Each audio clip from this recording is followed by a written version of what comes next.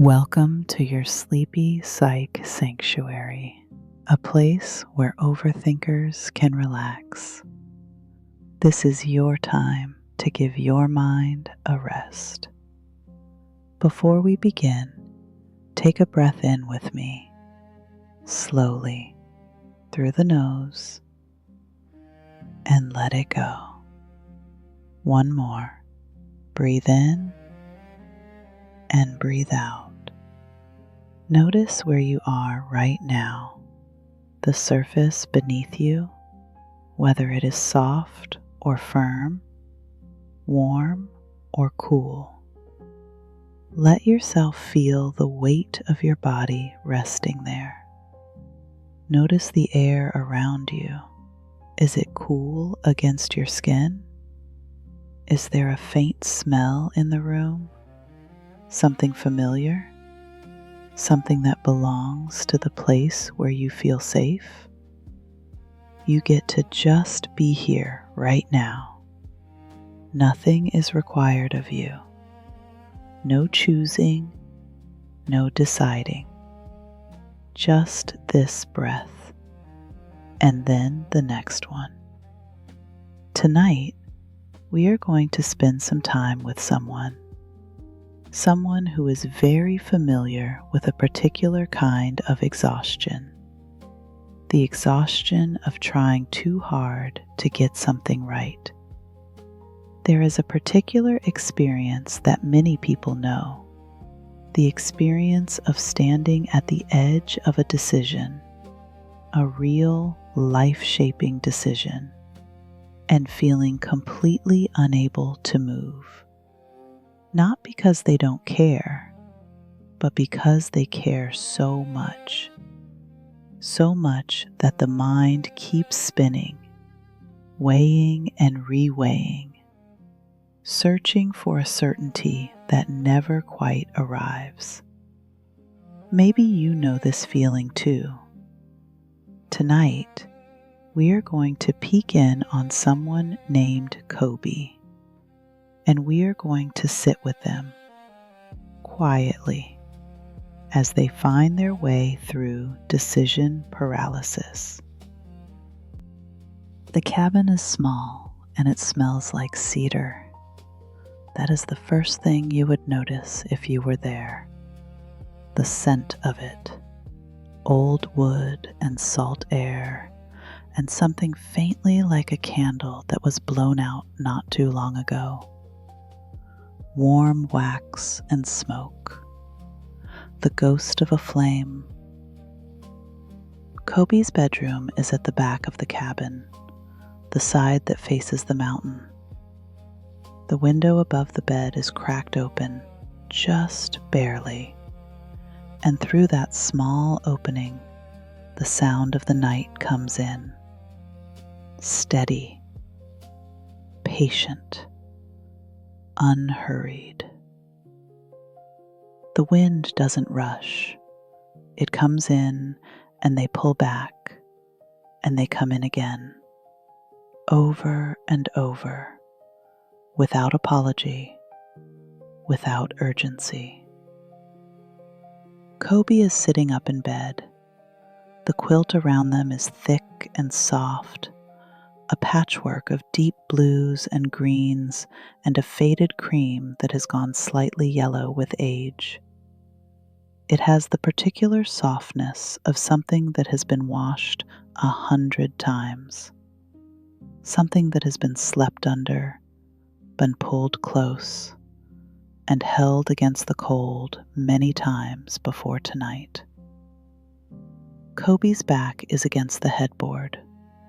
The lamp on the nightstand is on, low, casting the room in a warm amber that softens every corner.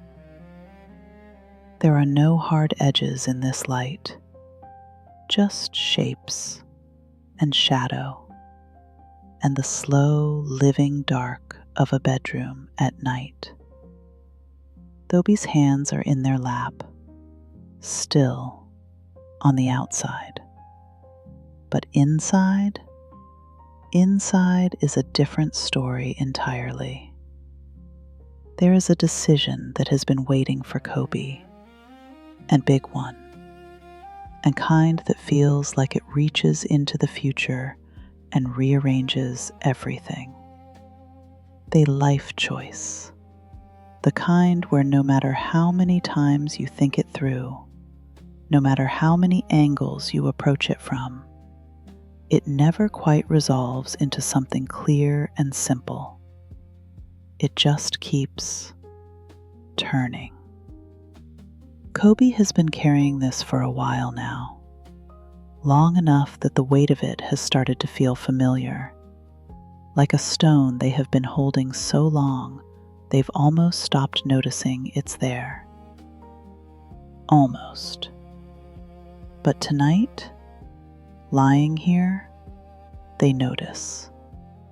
The mind goes, as it so often does, first one way, then the other, like a tide that can't settle, like water looking for its level. What if this? What if that? What if I'm wrong? What if I miss something? What if there's a piece of information I haven't found yet? A perspective I haven't considered? The person I haven't asked? Coby has asked many people. Many, many people. Everyone seems to have an opinion, and the opinions don't agree. And somehow, having more opinions has made things feel not clearer, but more tangled. This is the part that is so hard to explain to someone who hasn't felt it. It isn't laziness. It isn't indifference. It is the opposite of those things. It is caring so much, thinking so hard, wanting so badly to get it right, that the mind gets caught inside its own effort, going nowhere. Coby exhales, a long, slow exhale, the kind that empties the lungs completely and leaves behind a moment of stillness before the next breath comes. The breeze keeps its rhythm outside the window. Come in. Pull back. Come in. Pull back. Coby looks up at the ceiling, at the wood planks there, pale and knotted and lovely in the amber light. There is a small knot in one of the planks directly above, dark and perfectly round, like a sleepy eye. They stare at it for a long moment, and something in the room, something in the quality of the quiet, begins to shift ever so slightly. Not dramatically, not all at once, just a loosening, the way a tight muscle begins to release when it finally gets warm enough. A thought drifts in, gentle and unhurried, the way thoughts sometimes do in the quiet just before sleep. This is hard. Just that. Nothing more complicated than that. This is hard. And it is okay that it is hard. And the fact that it feels hard does not mean something has gone wrong. It means the decision matters. It means Coby is paying attention. It means they are trying. Genuinely, wholeheartedly trying. And that is not a flaw. That is a kind of love. Love for the life being built. Love for the future that is waiting. Coby feels this, feels it settle somewhere in the chest, something unclenching there that they hadn't quite known was clenched. They have been critical of themselves, quietly harsh, in that way that people who care deeply about doing things well tend to be. Why can't I just decide? Why am I like this? Why is this so difficult for me when it seems like it shouldn't be? But here, in the amber light, with the ocean coming in and pulling back, something softer arrives. What if, instead of pushing against the difficulty, they could simply acknowledge it? This is a hard thing. It is okay that it is hard. They get to be gentle with themselves about it. Coby pulls the quilt a little higher. The weight of it, the familiar softness of it, feels like a small comfort. Something solid and real and uncomplicated. The quilt does not ask them to make a choice. It just holds. They breathe, in, then out.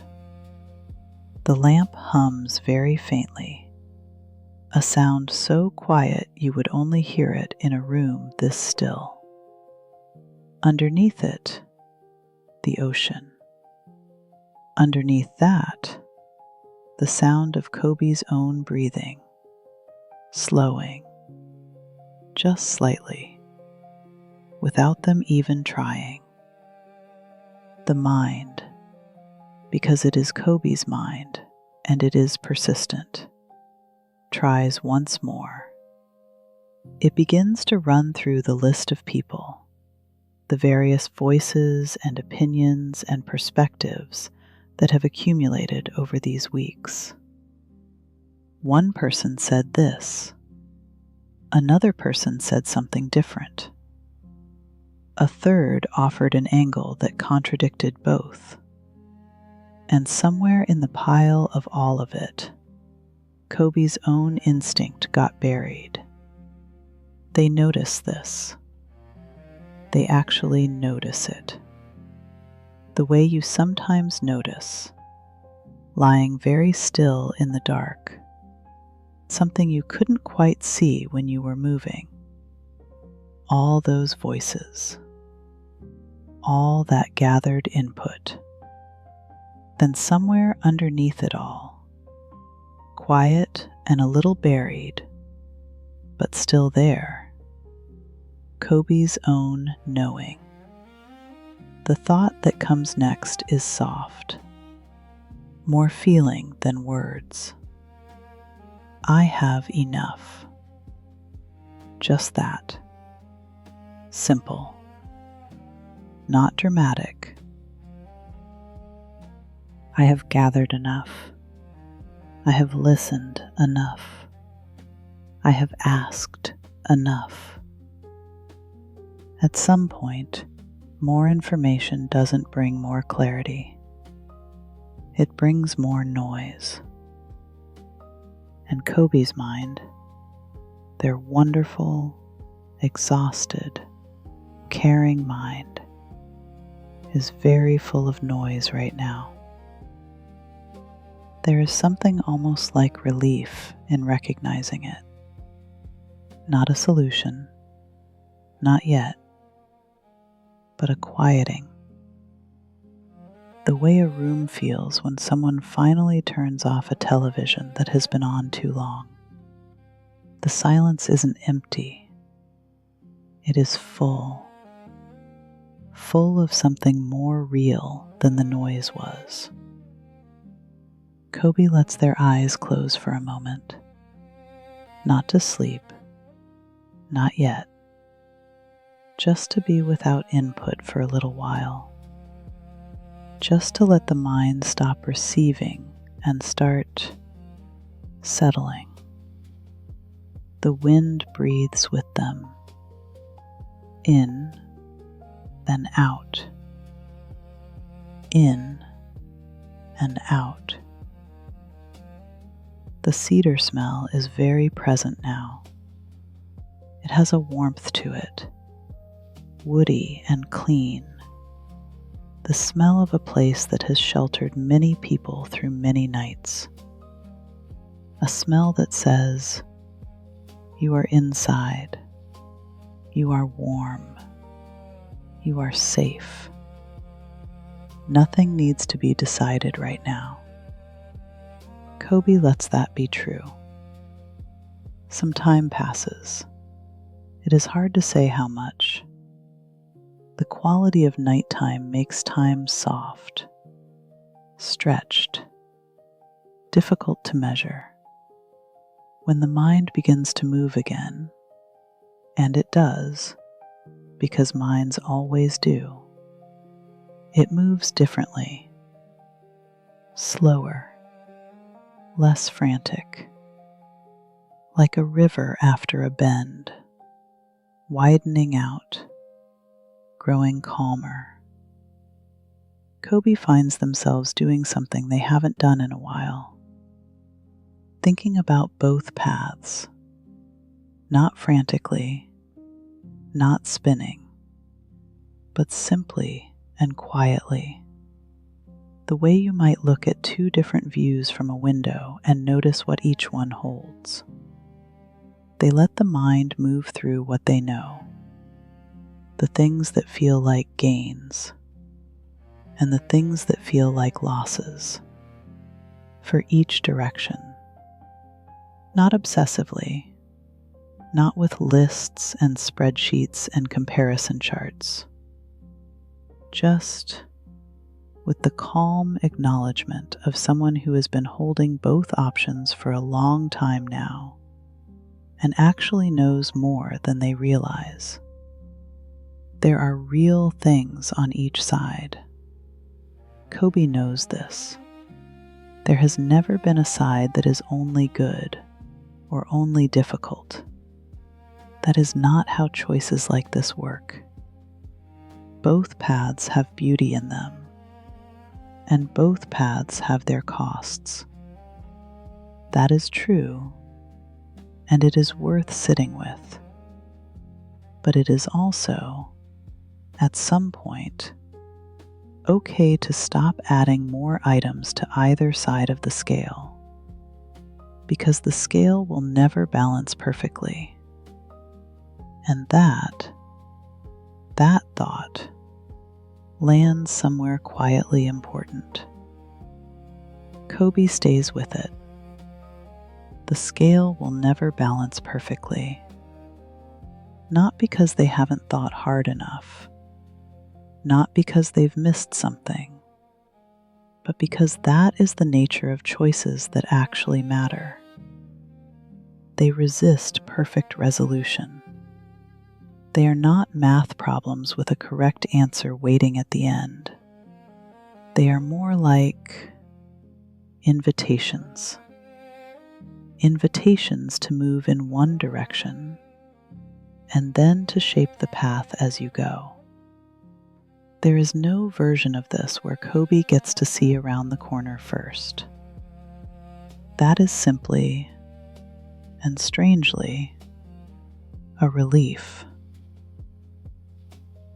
Because it means the search for the perfect answer, the one that accounts for every possibility and eliminates every risk, is not a search that needs to continue.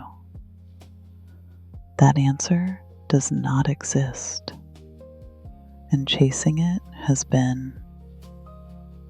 Coby sees this now, the very thing that has kept them standing still. A good enough answer does exist. A thoughtful one, a considered one made by a person who has sat with this carefully and with great care. That answer is available. It has been available, maybe for longer than Coby realizes. The thought comes then, quiet and without any fanfare at all. the way the most important thoughts often arrive. Done is better than perfect. Not done carelessly, not done in a rush. Done as in, at some point, a good choice is worth more than a perfect choice that never gets made. At some point, moving forward is itself a kind of wisdom. At some point, the thinking has to give way to the living. Coby breathes in and out. The knot in the ceiling plank, that small dark eye, is still there, still watching, still patient. The room is exactly as it was, but something in Coby, something quiet and tired and tender, has settled. Not decided, not done, just settled, like soil after rain, like water that has stopped being stirred. The lamp casts its warm amber over everything. The quilt is heavy and soft and smells faintly of cedar and salt. The breeze keeps its rhythm. Come in, pull back. Come in, pull back. As it has done for longer than any decision, any worry, any human life. Coby lets their eyes close again, and this time, they do not open them. The mind is quieter now, still present, still Coby's, but gentler with itself, less insistent, less convinced that the answer must be found tonight in this bed before sleep is allowed to come. The answer will still be there tomorrow and the day after. And Coby will be there too, more rested, more clear, having given the mind the thing it needs most right now, which is not more information, but rest. The wind breathes. The cabin holds them. The cedar smell drifts slow and warm through the dark. And Coby, who has been trying so hard, who has cared so much, who has wanted so deeply to get this right, gets to rest now, gets to let the night do what the night does best, which is nothing, beautifully, quietly, helpfully, nothing at all. Just the waves, just the dark, just the slow and steady breath of someone who is learning, one quiet night at a time, that being kind to themselves is never the wrong choice. Now, let your mind rest.